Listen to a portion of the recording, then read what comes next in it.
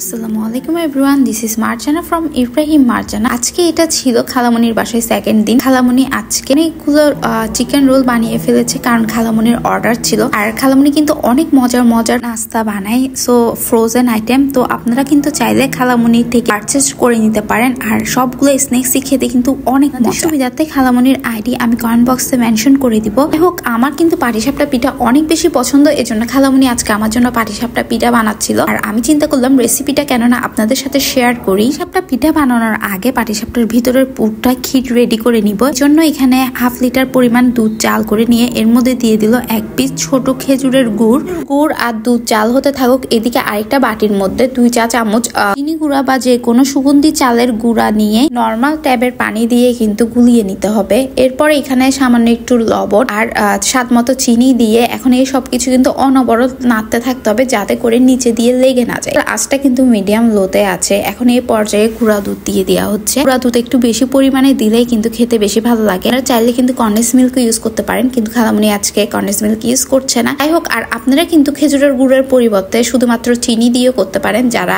ক্ষীরটা সাদা রাখতে চাচ্ছেন কালার, সেক্ষেত্রে আপনারা গুড়টা স্কিপ করে চিনি ইউজ করলেই হয়ে যাবে। আজকে আমরা এখানে গুড় ইউজ করেছি, এজন্য আমরা চিনিও একটু ব্যালেন্স করে দিয়েছি, ফলে কিন্তু চিনি আরো বেশি দেওয়া লাগে। যাই হোক, এটা আপনারা বানানোর সময় মাথায় রেখে ব্যালেন্স করে চিনিটা অ্যাড করবেন। এখন এর মধ্যে গুলিয়ে রাখা সে চালের গুঁড়ার মিশ্রণটা অ্যাড করে চুলার আঁচটা কিন্তু লোতে রেখে অনবরত নাড়তে থাকতে হবে। আর দেখতেই পাচ্ছেন এটা কিন্তু আস্তে আস্তে ঘন হয়ে আসছে। এখানের মধ্যে সামান্য একটু নারকেল কুচিও দিয়ে দিল। আর আমি এটা অল্প পরিমাণেই দিতে বললাম, কেননা ক্ষীরের মধ্যে কিন্তু নারকেলটা বেশি দিলে আমার তেমনটা ভালো লাগে না। নাস্তার মধ্যে অবশ্য আমি নারকেল কমই খাই। হোক, আপনারা কিন্তু আপনাদের পছন্দ অনুযায়ী বাড়িয়ে বা কমিয়ে দিতে পারেন। এখন এই পর্যায়ে যখনই কনসিস্টেন্সিটা একটু ঠিক হয়ে আসবে, এই পর্যায়ে অ্যাড করে দেওয়া হচ্ছে গুঁড়া দুধ। এই পর্যায়ে কিন্তু গুঁড়া দুধ অ্যাড করলে অনেক জোস একটা স্মেল আসে, আর ক্ষীরটাও কিন্তু খেতে অনেক বেশি ইয়ামি হয়। দেখতে পাচ্ছেন এর কনসিস্টেন্সি কিন্তু অনেকটা আগের চাইতে ঠিক হয়ে এসেছে। তো এটা কিন্তু আরো একটু ঘন হবে, আর ঠান্ডা হয়ে যাওয়ার পর কিন্তু আরো টান টান হয়ে যায়। এই পর্যায়ে আসার পরে চুলাটা অফ করে দিয়ে কিন্তু এটা ঠান্ডা করে নিতে হবে। পাটিসাপটার ভিতরের পুর ক্ষীর কিন্তু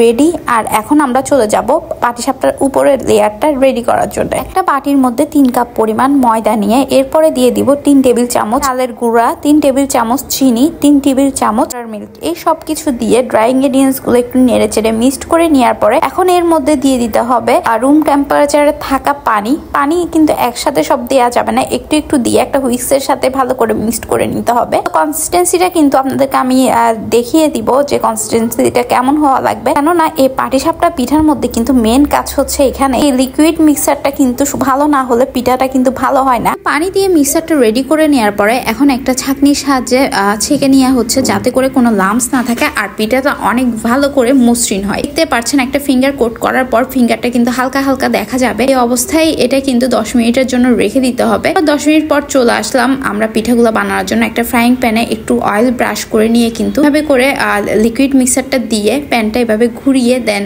চুলার মধ্যে বসিয়ে দিলেই পিঠাটা কিন্তু অলমোস্ট হয়ে যাচ্ছে। দেখতে পাচ্ছেন এখন হয়ে আসার পরে এখানে কিন্তু এখন রেডি করে রাখা সে পুরটা দিয়ে দিচ্ছি। পুরটা এভাবে দিয়ে পিঠাটা কিন্তু আলতো ভাবে সুন্দর করে ফোল্ড করে নিতে হবে। তৈরি হয়ে গেল ভীষণ মজাদার পাটিসাপটা পিঠা। আর এই পিঠাগুলো অনেক বেশি মজা হয়। খালামনি আমি আসলেই কিন্তু বেশিরভাগ সময় এই পিঠাটা বানাই। তো আপনাদের সাথে আজকে রেসিপি শেয়ার করে ফেললাম, আশা করছি আপনাদেরও অনেক বেশি ভালো লাগে। ক্ষীরটা এতই মজা হয়েছিল যে আমি এমনি অলমোস্ট অনেকগুলো খেয়ে ফেলেছিলাম। আমাদের ভিডিওগুলো আপনাদের কাছে কেমন লাগে বলুন তো। যদি ভালো লেগে থাকে অবশ্যই একটা থামস আপ দিবেন। যারা এখন ইব্রাহিম মার্জানাকে ফলো করেনি, ইব্রাহিম মার্জানাকে ফলো করে আমাদের সাথেই থাকবেন। That's it for today.